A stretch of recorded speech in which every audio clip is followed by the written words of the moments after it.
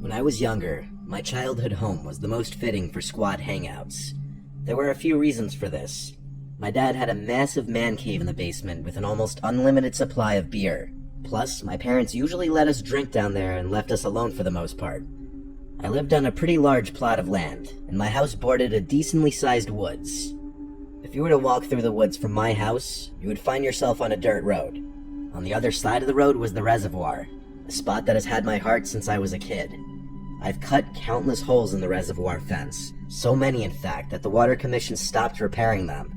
After all, it is illegal for any civilians to trespass on reservoir property. As a kid though, it was my sanctuary.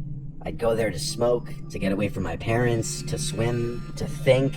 It truly was a beautiful place, and probably the only thing I miss about that era of my life.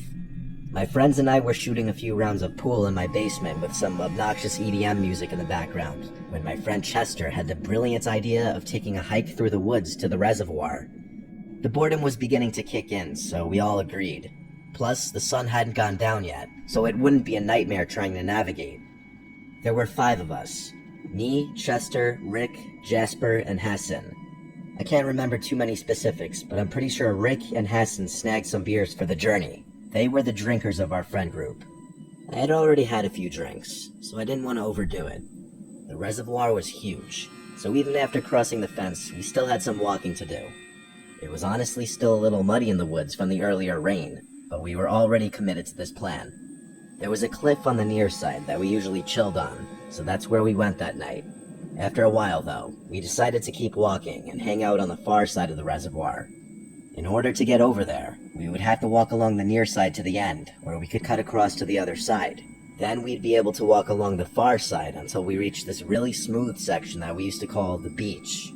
After about 20 minutes of walking, we found ourselves on the far side of the reservoir, finally. It was then that stuff started getting weird. Hassan put his hand up and pointed into the distance. Remember, we were on the far side of the ovular-shaped reservoir, but we hadn't walked all the way down to the beach yet. Hassan was pointing to our right, where we realized that something was moving toward the reservoir on the same side that we were on, albeit much further down. The 5 of us quieted and kept watching as the dark figure slowly made its way towards the water. We were all kind of excited by this because it meant we might have some kind of encounter, which we usually welcomed. As the figure made its way towards the water and out of the woods, we realized that they were dragging something. The further they got, the more we could see. Eventually, we realized what was being dragged. A large black garbage bag that clearly had something relatively heavy inside of it on account of how slowly the person was moving. Now, I don't want to make any assumptions, but there have been a couple bodies found in that reservoir over the years. So in that moment, we quickly assumed the worst. We weren't smiling or even talking anymore, just staring quietly at the figure dragging what we guessed to be a body towards the water's edge. After reaching the water, he knelt down over the bag for a few minutes. We couldn't really tell exactly what he was doing from so far away. We figured that was a good time to get out of there, since he was distracted. Before we could leave, though, Chester spotted something else that stopped us in our tracks. 3 more figures emerged from the woods, 2 dragging bags. The 3rd figure was carrying a kayak over his head. I honestly started feeling sick. I lived only 10 minutes from one of the most crime-ridden towns in America, so if this was somehow gang-related, that would have made a lot of sense. The first man we noticed got into the kayak, while the other 3 helped load one of the bags onto his lap. He rowed out to the middle of the reservoir, and we watched as the garbage bag disappeared below the surface. He rowed back to the shore and repeated this process twice more. And then, like a scene from a movie, my phone rang. The annoying tune cut through the silence like a razor blade, and my nervous self couldn't mute it fast enough. The 4 men froze and turned to look in our direction, which is when we ran. And just like that, the sanctity of my backyard reservoir was gone forever. Rick shot a glance over his shoulder and yelled out that they were following us.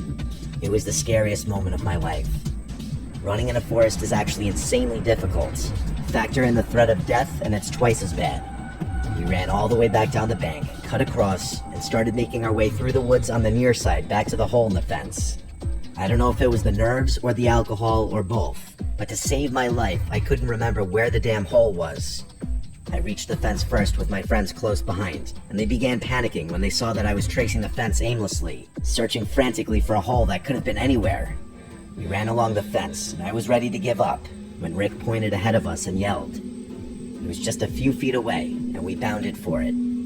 As I was helping Chester through, we heard the sound of a tree branch being stepped on not far behind us, and I knew they were closing in. The chase didn't end there. We ran through the woods all the way back to my backyard, and we were relieved to have made it. It was then that Hassan called the police. We told them what happened, and they said they'd send a squad car to my house immediately. I knew I was going to get heat for trespassing, but I didn't care at that point. My friends were relieved to be safe, but I wasn't as relaxed. The path from the reservoir to my house wasn't super far, and they could have easily followed the tracks we left on the trail.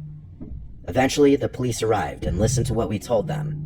The police searched my property for any signs that we were followed, and my stomach dropped when they actually found one. There was a set of muddy footprints that led to my backyard fence, which I told the police weren't ours. They asked if I was positive, and I told them I was. Why would I jump my own backyard fence? Luckily, the police didn't find anyone hiding on my property, so they left and told me they'd keep me updated about the reservoir situation. To my surprise, they actually did. After a few days, the police fished out 3 bodies from the reservoir. No surprise there, and it was a huge news story for a while. My parents and I were terrified for a long time, knowing that some criminals knew where we lived. For months afterwards, my mom swore she saw people in the woods at night, and even claimed to have seen a camera flash one night. This incident was actually one of the main reasons we moved out of that house. Fast forward to today, and as far as I know, the police were never able to find any sort of connection or make any arrests. The reason I'm writing about this now is because I recently stumbled upon a depressing news article about a teenager drowning in that reservoir, which brought all these memories back. That place is definitely cursed, and I still wonder about all the tragedies that might have happened there that no one knows about.